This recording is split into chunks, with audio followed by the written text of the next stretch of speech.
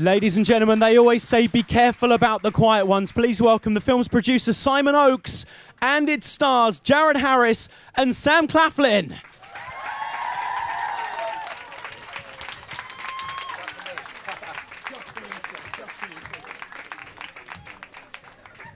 Gentlemen, welcome, welcome, welcome. Take a seat. That was all just for you, Simon. They were only screaming for you, sir.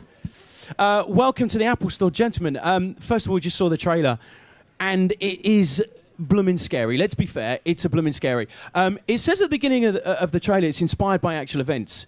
Is that one of the things that makes an audience go, wow, I know I'm in for a bit of a thrill ride? Because when there's an element of depth and truth in it, somehow it adds some gravitas to any good chiller. Yeah, I think so. I think the fact that it is based on true events that we know happened, I think that adds a thrill to it. And I think it's great for marketing the movie, but it's also great for John and the team and the writers involved. So yeah, I think it adds a certain sort of twist to it, for sure. How aware were you of the actual events? Did you kind of know much about this story, gentlemen, when you kind of came on board? Did you know anything about the original stories?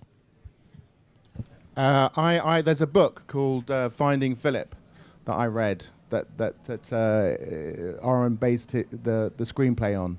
I read that, which was really interesting because it was a genuine experiment to do what the character tries to do in the movie, which was to replicate supernatural or paranormal events from human agency rather than supernatural agency, and they were successful. But the sort of vital difference was that in the real experiment, the person who was running it, his job was to make sure that nothing sinister or untoward happened, and he would end the sessions when something unpleasant started to happen. And of course, in our story, they put a completely unreliable person like myself in charge of the experiment to make sure that nasty things do happen. Yeah, and they do. Let's be fair. Was that something that attracted you, Sam, to when you read the script? You sort of go, well, this is... Because it is a chiller movie that we haven't really seen before. It does go in a different direction to any other horror, for lack of a better word, than we've seen. I mean, yeah, for me, what I really enjoyed about the script was that it was set in the 70s, so it was set in the past, and something that I really, really like and enjoy about like films set in that era is that we don't have the technology and the connection to the real world that we have now. You couldn't get on your phone and tweet, "Oh my God, there's a ghost in the house," Whereas, and I enjoy the fact that it is so simple and so kind of minimalistic, in that sense. Equally, I found that every character in it was very real and believable, and the whole situation was believable. I mean, the fact that it is based on true events does sort of fill you with some sort of knowledge and safety that it is something that can happen. I mean, not necessarily the supernatural part of it necessarily. I mean, I'm personally a non-believer, but it can happen, and people have had experiences similar, and I think that makes for a more interesting film. So, non-believer? No, I'm a believer. No, I think it's the other thing about it was the president of Hammer. Of course, he has to be. Yeah, I was going to say this is the man. That sounds like a trick. Sounds like a trick question to me. That runs the studio. If he doesn't believe, none of us should. No, I definitely believe. No, listen. I think also the thing that attracted us, and I'm sure I know Sam and John over there, the director John Pogue and Jared, was the fact that in the early 70s, all those urban myth movies like The Omen and The Exorcist really changed the way people saw the genre. And certainly for Hammer to come back, besides some other pictures we've made that you know about, this was a sort of a real return to sort of a special period of genre movies. So that was very cool. One thing that's also really clever about this film is it doesn't rely on any kind of shock gore, which horror movies seem to have taken a vicious turn for over the last kind of 5 or 10 years. It seemed to be more about how much blood you can get in a movie as opposed to how jumpy a movie was. Was that something that you guys were pleased about, that Hammer particularly, things like The Woman in Black, it's about what's scary as opposed to what's nasty? I mean, I think like gory horror films are a necessity in the world as much as action movies are. As much as you don't necessarily you're not necessarily able to connect with the lead characters because it's a very sort of CGI, big explosion, or lots of blood and guts, and you know, you can go and watch a film and not have to think about it, you know. But at the same time, I personally enjoy films that leave me kind of wondering if this could happen in my life, and you know, leaves me thinking at the end of a film. And like I said, for me, I personally loved the journey that my character went on, and in fact, all the characters go through. And you know, like I said, I think it allows you to kind of, you're able to relate to said characters and said situations more so than, you know, a film where your arm gets chopped off but you're still running and then you get shot 5 times and then your head comes off, you know. I think, and they're still breathing. They're still going. That's the weird bit. I think I mean, I think we talked about this earlier, that I think that, you know, the very best genre movies, you know, you might call them horror movies, whatever you want to call them, if you care about the characters, as I think you do in this film, and particularly the interaction between, you know, Jared and Sam's character and Olivia and so forth, it makes people get more emotionally invested in it, so that when it is scary, then it lands much, much better. It's difficult to talk about your character, Jared, really, isn't it? Because we don't want to give I don't want to give too much away. I agree. It is difficult to talk about. They'll keep a secret, Jared. Jared's like, yeah, I'm not going to talk about it. I'm going to be in the pub if you need me. But, you know, I do play the bad guy. No, he doesn't. He's a lovely professor, and I bet if are any of you studying right now? Would you like Jared as your professor? No.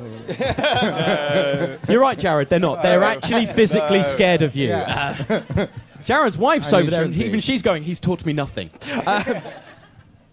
But I mean, is that something, because obviously, you know, if we could talk about your body of work, sir, and it is a fine body of work. So when roles come to you, particularly something like this, is it because it is something different that you want to get involved with? What is your main attraction to a role like this? Well, It wasn't the money, for sure. you don't know how true that is. We I'm can still cut that waiting bit. to be We can cut paid. that bit. I'm hoping it does well so we can get paid. And they think I'm joking. It was... Sam's on the end going, Hunger Games, dream on. That's true, yeah. yeah. I don't want to break up a happy movie.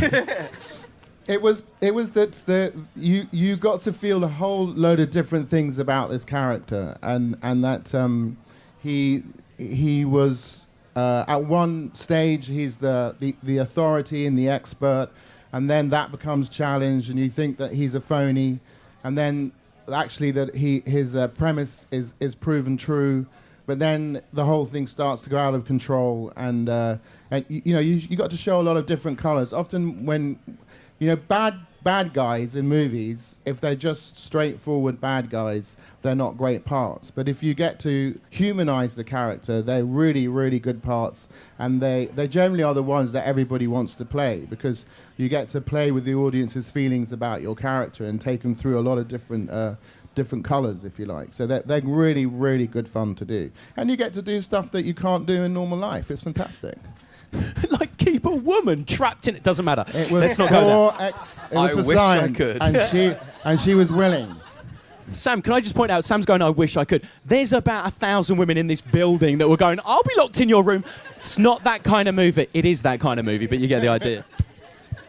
Well, Sam, what is it for you then? Because obviously, and we mentioned this earlier, you're part of two of the biggest kind of franchise movies, if you like, of our time. You know, they are, you know, the Pirates movies and, of course, the Hunger Games movies. So when these roles come your way, is it the meaty, grittier roles that appeal to you? Do those kind of blockbusters allow and pave a way for you to do stuff that you really want to get your teeth into? If I'm 100% honest, I haven't really thought about it. It's like I've kind of come up with some Then sort you of... can lie. Just lie. Well, but it feels like I have come up with some sort of super plan. But basically, Pirates was an audition like any... I would have literally played a tree in the Snow White movie, before Pirates came along. And I just auditioned like I did audition for anything, expecting it not to happen, and then got a phone call saying, come to Los Angeles.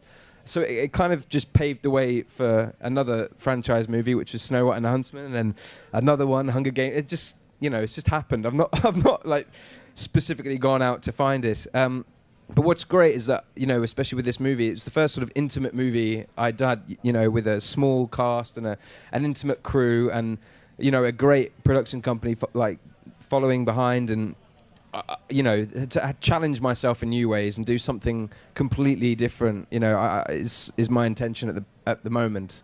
Obviously, Hunger Games, we're back doing that again, but there's also a sort of foray of different genres that I have coming out this year, which is quite exciting. But yeah, I'm hugely I can't wait for everyone to sort of see this film and sort of give us their opinions, obviously. So, you say intimate. It's only intimate because Jared's check is quite big, and that made the rest of the movie quite intimate. Right. That's exactly right. So, I mean, when it comes to roles, and obviously this may be more aimed at you, Jared, because obviously, this wider spectrum of a career. You've worked with Spielberg, you're kind of doing the Man from U.N.C.L.E. series as well that's coming out. There is a fine array and Curious Case of Benjamin Button as well. Does director and production take on a big reason for you picking a role as well? Is it working with new people that's very important to you?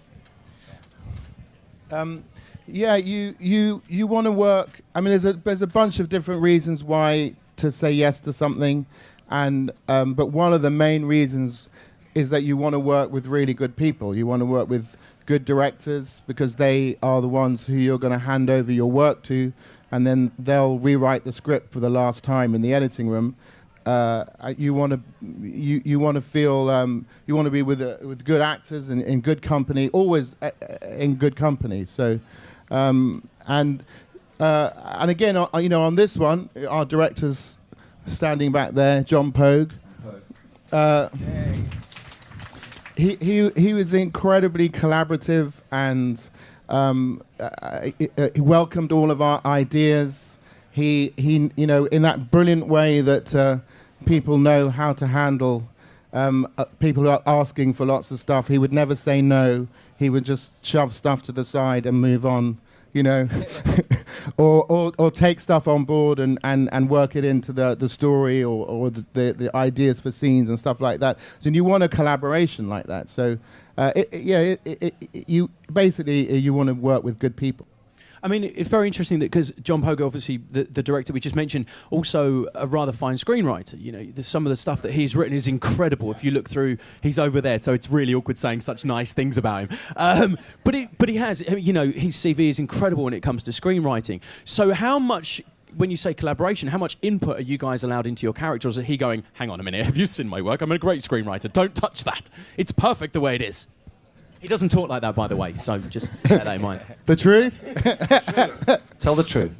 Well, I don't think that anyone really likes someone suggesting new stuff because they arrived at their ideas after a lot of thought. But there was quite a big rewrite that went on my character, and that we worked on together. And mostly what it was that I felt that you had to believe the science, you had to believe the experiment. And although nowadays the universities don't have the parapsychology departments, back in the 70s, a lot of universities, big universities all over the world, had parapsychology departments, and it was a legitimate form of experiment. And it was considered on the fringes of science, but it was still a legitimate form. And we wanted to present the experiment through the perspective of the time rather than our own cynical view. And it was mostly to do with that. Wouldn't you say? Or I think the other thing is, and it's worth telling the audience this, and this happens a lot. I mean, the gestation of this film was not a quick thing. And we acquired the script originally, I guess 5 years ago or longer. And you'll see on the credits a number of different writers, and it goes through a process trying to sort of land it in the way that Jared's talking about to make. We knew there was a terrific idea because it was based on true events and incredible and interesting characters and their dynamic. But it wasn't until John came on board, John Pogue, and then was working in England and transposing it to Oxford in 1974. And then casting, and then Jared and Sam coming on board, and Olivia and so forth, he began to really speak in the way that he talks about. And it's just interesting with movies, you're seeing it now, but it's taken a whole series of events and people's input to get where we are now. And John, absolutely nailed it. We talked about the fact it's set in 1974. Was that it almost feels like a character in the film? The decade, if you like, feels like a character. Was that something that you guys had to go, hang on, what was it like in 1974? Like, you remember 1974 if I you remember, can. No, unfortunately. you don't. God bless you. I definitely do. I definitely do. But I mean, I'm guessing back in 1974, the scariest thing was probably decor. And now... That was actually I was looking forward to that. It was all those wild clothes and everything. It was good fun. You wanted- Yeah, I didn't get to wear them. They got to wear them. But I was. That was a great. You could have enormous fun with those sorts of things.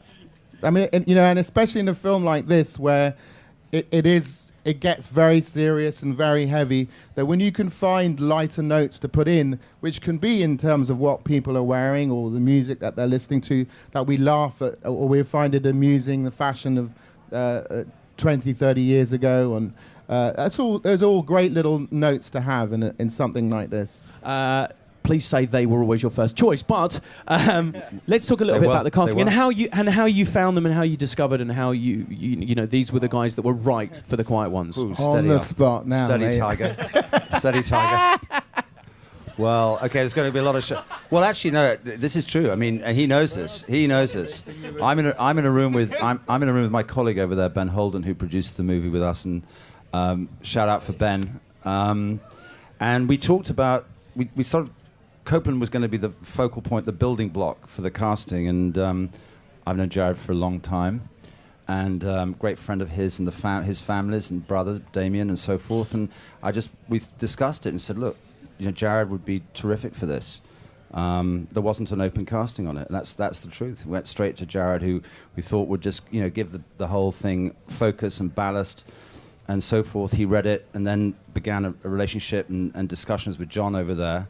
So that started, and then the rest of it, honestly, was open casting. I mean, we got a terrific casting director called Sasha Robertson who came in, and I met you outside doing a roll up.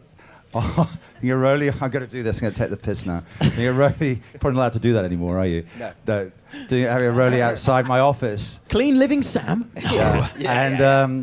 And he, he walked in, literally walked into our life, and that was it. And then everything else was open casting. Olivia, Rory, Aaron, John was writing in our office at the time, transposing the piece and so forth, and working on it.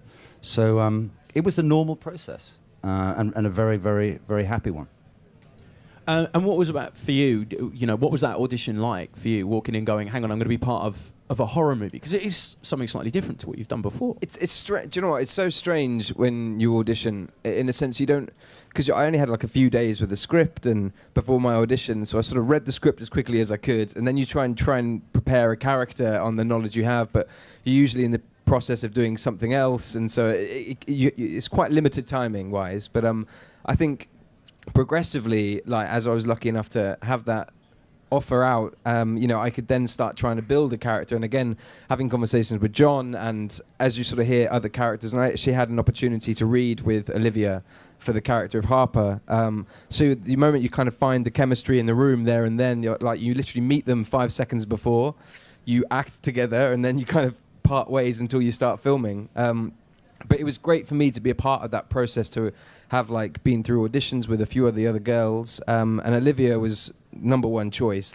She was incredible, and literally I remember me and John having a conversation afterwards, and he said, "What who do you think?" I was like, "Olivia. Olivia's hands down who I think would be perfect for that part, but also someone who I know that I can work with, and I think there is chemistry there, and I think one thing led to another, obviously, and here we are." But the other thing I'd say is that we were in a fortunate position. We were financing the picture with our friends traveling picture company over from America, and we didn't have to. We were not dependent like a lot of movies are. We wanted to cast the people we wanted, and that's exactly what happened. So it's not just for the purposes of this and every other interview that you'll hear in the next couple of days. That's exactly what happened. This is the only interview they'll hear in the next couple of days. Yeah. All others are pointless. Olivia, it's not. Olivia is such a pinnacle role, though. Her performance is very much, a lot of the weight of the film is down to her, because if you don't believe her, you don't necessarily believe you guys. So was that a lot of pressure for her? Bearing in mind, she is a relative newcomer in the world. I mean, she's fantastic in things like the Bates Motel. If you've seen the series, she's incredible in it. But how aware of her work were you, and knowing that pressure that was put on her? I mean, for me, it was literally, we did a chemistry read, and I knew her potential from that, from that one meeting. I mean, the scenes that she had to do during that audition went through every emotion that character had to go through. There was, I think it was 2 or 3 scenes, and you saw the sort of beautiful, innocent side of her there, and then you saw the more powerful and sort of scarier side of her character, and then equally like a loving, scared child. So she had everything down like day one, and so I knew that it was in the safest hands it could be, basically. And even if it was a challenge to her, she sort of grabbed it with both hands and wrestled the bull to the ground.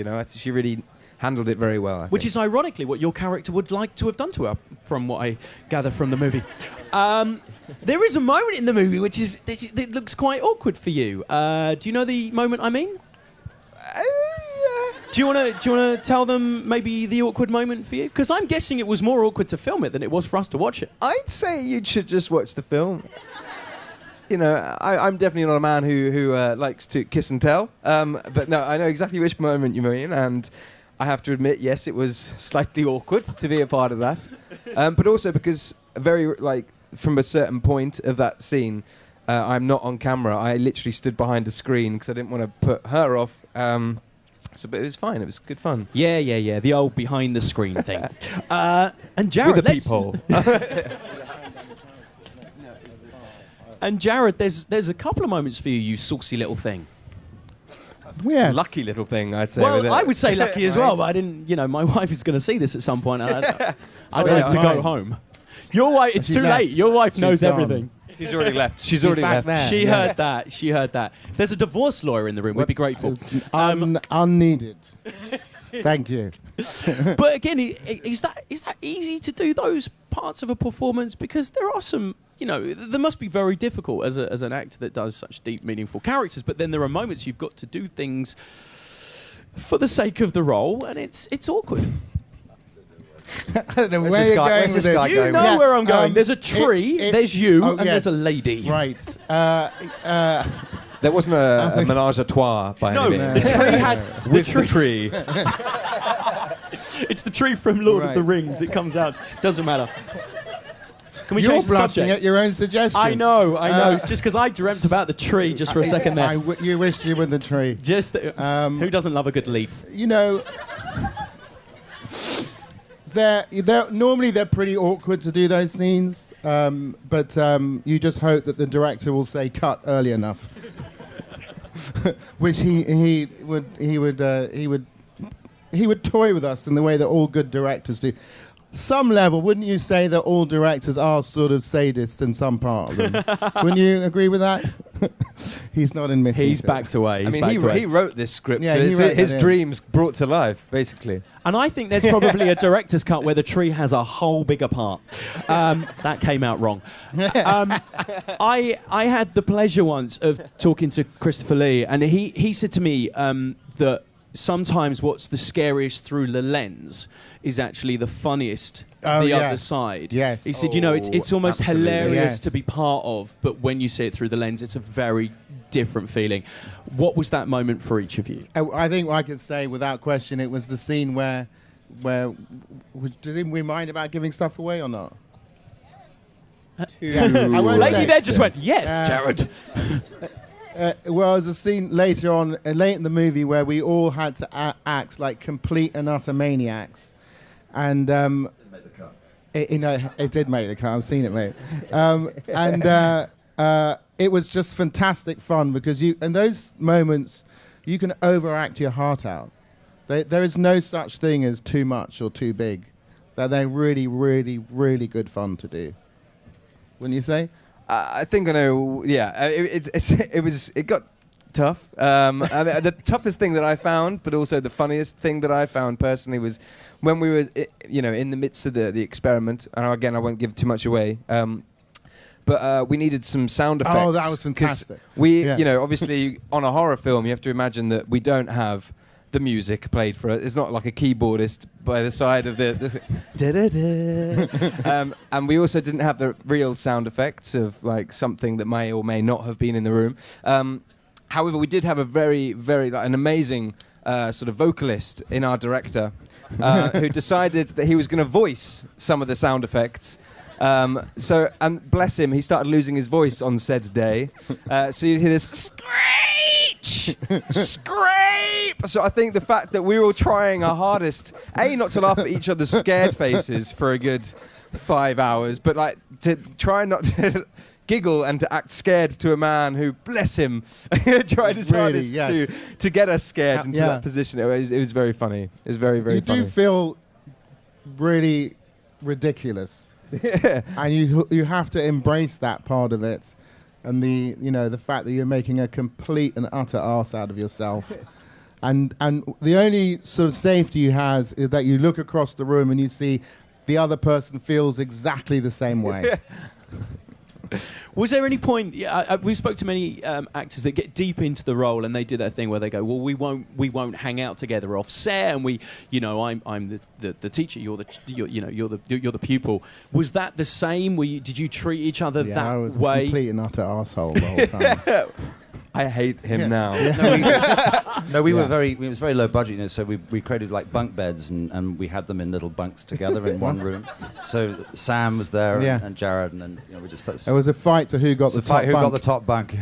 And I won. But actually, I will say that what was amazing about my character is that he's the cameraman throughout the experiment, and what was great, obviously wasn't on camera for some of it, so I was behind camera feeding lines to the actors, but John would constantly sort of ask my opinion on is this how you'd shoot the film. They also allowed me a great opportunity to actually film some of the takes, so I'd get so the cinematographer could sit and watch exactly every movement that I had, so he'd know what to react to and what he'd shoot and where he'd shoot. So obviously when the pretty ladies were on, how if I'd check them out and etc. etc. But I mean, John's sort of collaborative nature really allowed me to kind of get more involved behind the camera as much as I was in front of the camera. So I mean, a hugely sort of eye-opening experience for me, and something that he's made me realise that I kind of want to pursue eventually. He wants to direct. I'm saying when I'm like 90 or something. He wants to direct, not another one. Yeah. So basically, Sam, you're using this interview to pitch your own career. Anyone got any good scripts? As long as he stars in it, he's got to act in it. He's got to act in it as well. See, that's one thing I couldn't do. If I did end up directing, I could never direct myself. So I think, it's a bit... You say that now. We have ways of making you do it. I'd be perfect. I'm going to write the script, act in it, star in it. Now you're talking. Produce it and direct. You move the decimal point on Jared's check and he'll do all of it. That's all I'm saying. We're going to open it up to these guys in a second, but one thing before we do, I wonder if we could just ask you, what is it about the horror genre, or more the supernatural genre, for lack of a better word? I don't know how you would describe these movies now, that we love so much, because we have taken, like we said earlier, a real love towards these type of movies now, and particularly with the Hammer films. They're not gory. They're not. No. They're not, well, listen. I think I've gone on record since we bought Hammer, and it'd been this amazing company, this production company that started sort of in the 30s, then in the 50s. For 20, 30 years, it sort of was synonymous with Gothic, what's called Gothic horror, but it was never gory. And we had this idea that what would happen is that if we brought Hammer back, it wouldn't be about body count. It wouldn't be what they called pornography or torture porn. It would be character-driven.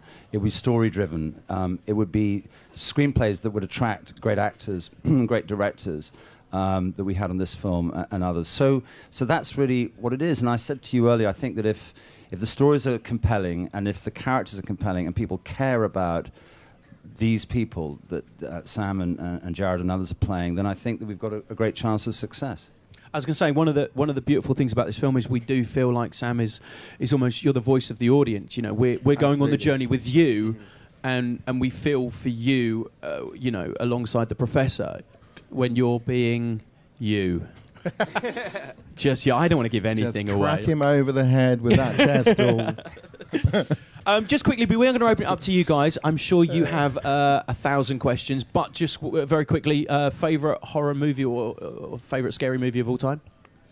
of all time. Well, I personally think the Blair Witch Project really connected with me because it was the first of its kind, told through the eyes of the actual actors or the characters. And I think I just remember leaving that and being left like emotionally, physically, and mentally scarred, like thinking that was going to happen to me. Every time I walked through the woods, I was like, oh my God, like I see twigs like coincidentally like lying on the floor, and I'm not, they're going to like turn into some sort of witch character. I don't know. I didn't want to camp for a long, long time. And an element of seasickness. That could be taken so wrong. I was going to say. Now I love camping. Now he loves camping. Please don't Google Sam Camp. Jared. Sam Camp. That sounds great. Yeah. Summer camp. And if Sam Camp does exist, don't send your kids there. Jared, what about for you? God, I mean, I remember seeing Night of the Living Dead when I was a kid. Way too young. I was 8. I couldn't sleep for probably a year afterwards. I remember The Others. I remember The Others was great. Yeah. The Changeling. That was a fantastic. The one with George C. Scott. Yeah. Let's see. Jaws for me was a horror movie. I mean, for me, the better horror movies lean more towards suspense rather than trying to shock you with something awful. I don't like that violence porn or torture porn. I can't watch it. So, and stuff that exists within your mind that you live with afterwards, and you turn it over in your mind and try and figure it out as why did it upset me. Those have much greater effect than something where you just lop people's heads off or stuff like that. Well, on the assumption you don't mean any film that we are talking about today or we've made. So available now on DVD. Available now on DVD, exactly. No, I think I agree with everything what you said, Jared said about the type of film. So for me, The Devil Rides Out, Dennis Sweetley, I thought that really spooked me as a sort of teenager. And then The Shining, Rosemary's Baby. Yeah. I mean, Jaws. I agree with you, the best monster movie ever made, Jaws. So yeah. Night of the Demon. Night of the Demon, excellent. Really Plague of the Zombies, that's another cracker. Yeah. I could go on. Yeah. Lots of them. We have so many questions from you guys, I'm sure. We have microphones passing around. Does any of you have a question? Should we go to this lovely lady at the front there?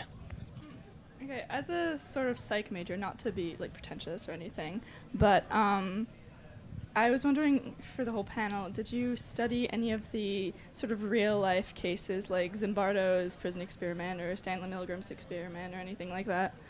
Yeah, you're talking another language. I personally haven't heard of any of those, but I have seen a fair few documentaries about like parents who believe their kids are possessed, and like or kids that have seen. For some reason, I watch a lot of documentaries about kids. I've just realised. But don't Google that either. No, they go to Sam Camp. But no, like it's like kids who believe they can see the future or like that sort of stuff. But I'm not too overly familiar with a lot of like the history into psychology. Is that what psych's short for? We did discuss a lot of those experiments. I discussed them with John, because there's a section of the story where you're supposed to think that maybe the real experiment is being done on those guys who are allowing this to carry on, and that you're supposed, maybe what you're watching is the Stanford experiment or something like that. So yeah, we talked about those a lot because it was an important little small passage that you pass through in the story of what you think you're watching. And for you, Simon? I mean, Jared just answered it, and it's a very good question. And I'd like to know all those other experiments, because we might make those into movies as well. So just give us a note afterwards. Okay? You're hired. You're hired. But it's also something I am interested in. I have a lot of friends who have had supernatural experiences with ghosts or whatever, and I always love to hear those stories. I think it's hugely it's very interesting, and unfortunately, it's something I've never experienced personally. But like, I think it's interesting hearing someone's personal experiences. I think it's always hugely, I'll say, interesting once more. Interesting. My question is for Sam. I wanted to know if you had any similarities with your character, Brian. Yes and no. We look kind of similar. Other than that, no, not really.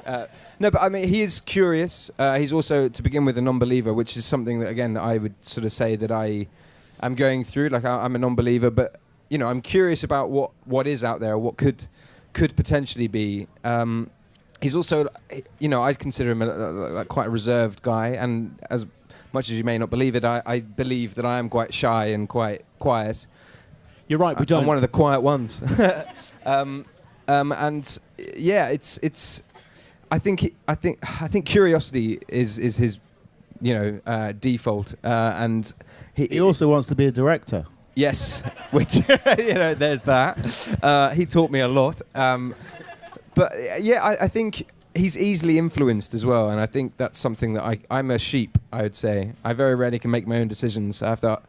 Anytime I get asked, do you want this or that? I don't know. What do you think? You know, and I think he's quite similar in that sense. But as he sort of goes through this journey, he definitely starts to have a voice and is able to stand up to said bad guys. And like same category, they both hate me. No. And Simon, what did you just say? I'm just saying, Simon whispered to me they both have bad haircuts, but I don't. I mean, woof. Really? I can speak from experience. I don't have any. You said that? I'm in so much trouble with Simon after this. Who has Fucking another lying question? Let's go to this lady here, who's just basically a massive advert for Apple. Look at you. Hi, and my question comes from my iPad. That's at home, sorry. Of course it is. Just a question to the actors. Were you intimidated with the history of Hammer and the actors that have been before? No, I think that you feel confident that you're in the hands of people who know how the story they want to tell, how they want to tell it, how they want to promote that idea, and no, I think that was a great comfort, you know. And I'd have to totally agree. Check in the post, boys. I feel hugely embraced. I think, as Jared mentioned earlier, when you have the opportunity to work with great people and a great production company behind you, and especially with a great name like Hammer. I'm not saying the name itself is great, but you know what I mean, a great reputation that Hammer has. I definitely felt comfort in, you know, the films they brought out recently as well. Women in Black, Let Me In. They're films that I enjoyed for very, very different reasons. And you know, as we all mentioned earlier, I think you kind of want to have a character that you can believe, and a very character-driven piece. And I think they are the kings of that, really, especially within this genre. So I think we felt very lucky to have the opportunity to work together, really. Thanks, guys. Anytime. Well, that's true. Their money for the sequel, which Sam's directing, has just gone up. Let's go further at the back, because there's some people that have been waiting over there. Can we get the microphone to that lady over there? Let's pass it along. There we go. We've got time for a couple more questions. Hello there. What's your question? This question is to the actors, and I've heard from some actors, well, not personally, but on interviews, that they don't watch the final product of the movie. Do you guys watch the final movie or not? I've seen it 5 times so far, so yes. I've seen it just the once, and I sat in a screening room in Los Angeles, this basically a cinema on my own in pitch black. And I have to say, even though it was part of the filming process, and I'd read the script and we'd filmed it, and I knew exactly what was going to happen, I still jumped out of my seat like a lot. And despite the fact I knew when the scares were coming, sometimes they'd come when you didn't expect them, which is always good. You know, you're on the edge of your seat for the entire film. So I hope you enjoy it, and I hope you get the same experience. Can I just say as well, they gave me a screening of the movie earlier this week, and they did that to me. I was pretty much on my own. But the difference was they all left the building. And it's not even a joke. They all left the building, and it was 3 or 4 floors down in the basement where the...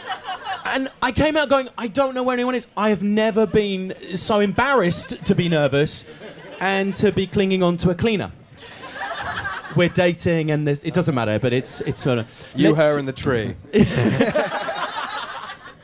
That's a DVD that won't be available. Let's get our final question. We are running out of time. Should we go back down the front to this lady? Which one, Simon?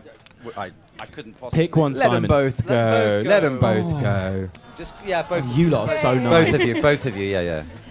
To Sam, you once said in an interview that you don't really watch much classic films. With working with like Hammer have you ever watched any like the classic films since then?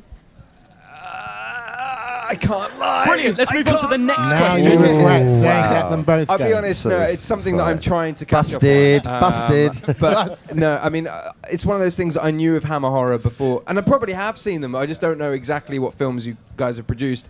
But you know, as a kid, I didn't watch much films. I was just playing football. I was just playing football. That's all I had. All I had. Oh, There's a directing. His directing career has just taken. His directing career has just taken a massive dive. Do you guys know I can sing? News just in, Sam's not in the sequel. That's But I'm still directing. That's an exclusive right there. Next. Let's go to this lady, the last one. Hello, thank you so much. Sorry, What is your It's not going to be a question? great question. But, so, I was just going to say, do you guys have any dream roles or something you'd like to produce in the future? And also, are you going to be at the premiere?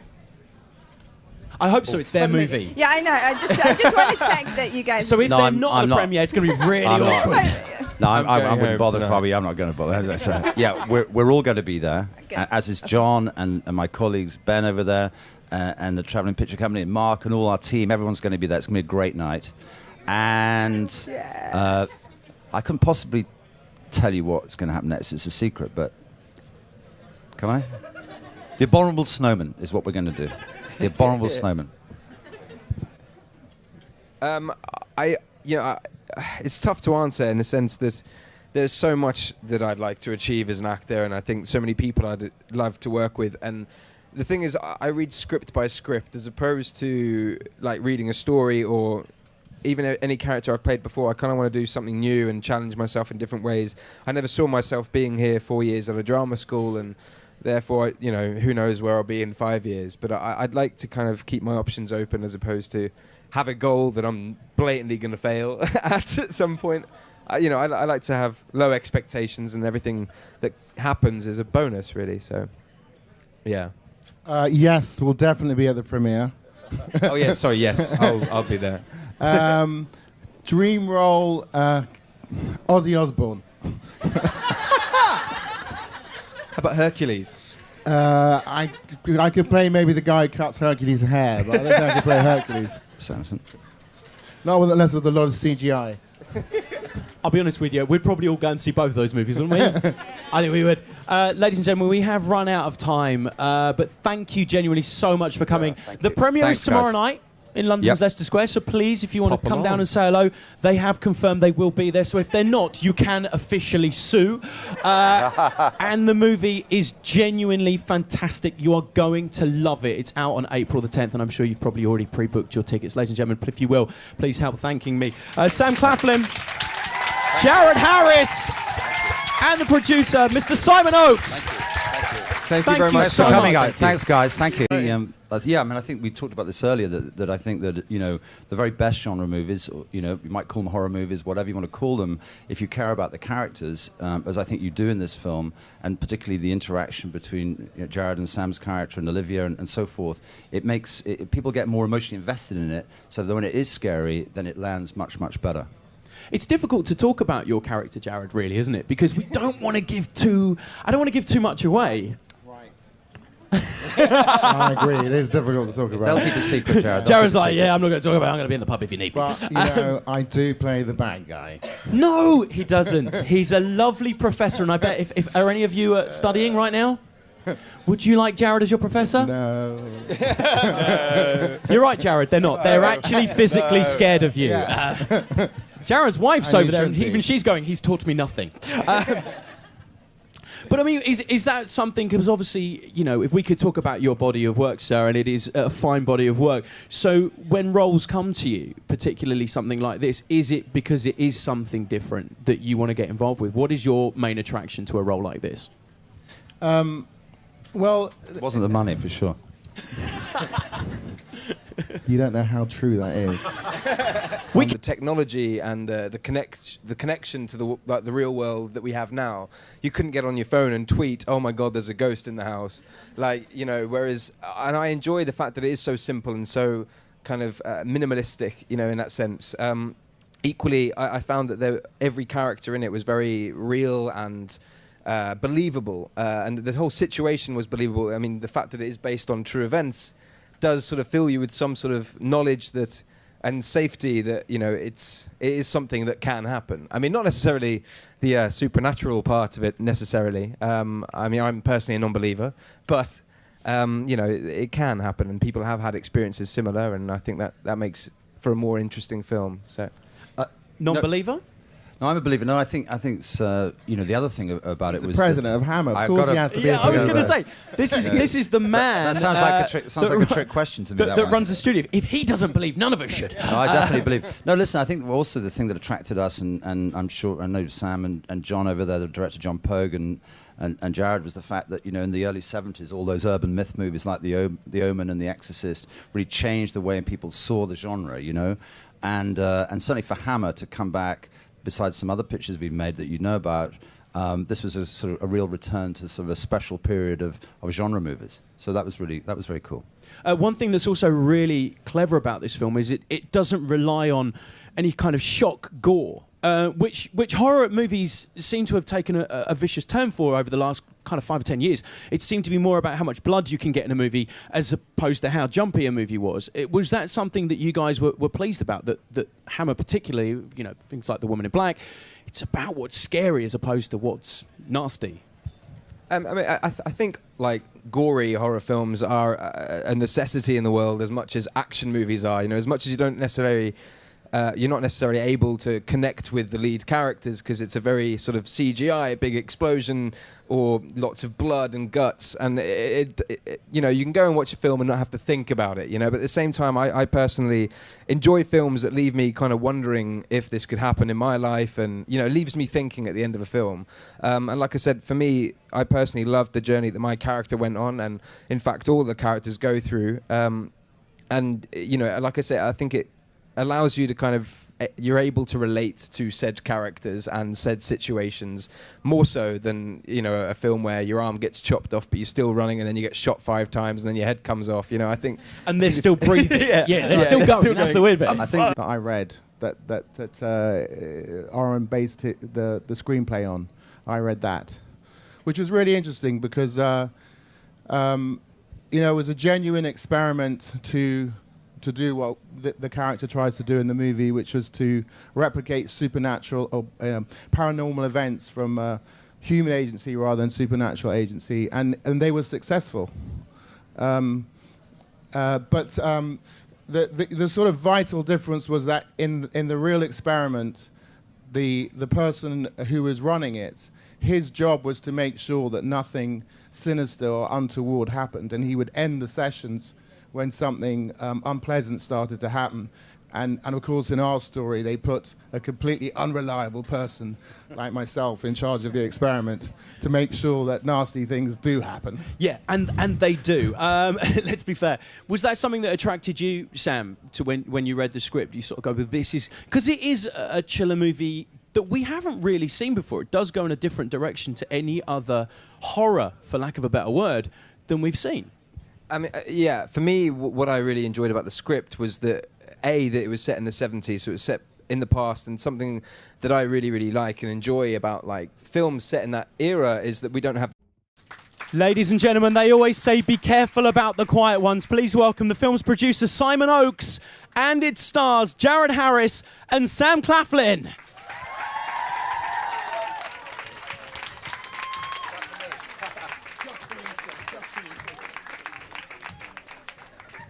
Gentlemen, welcome.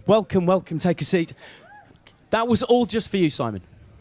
They were only screaming for you, sir.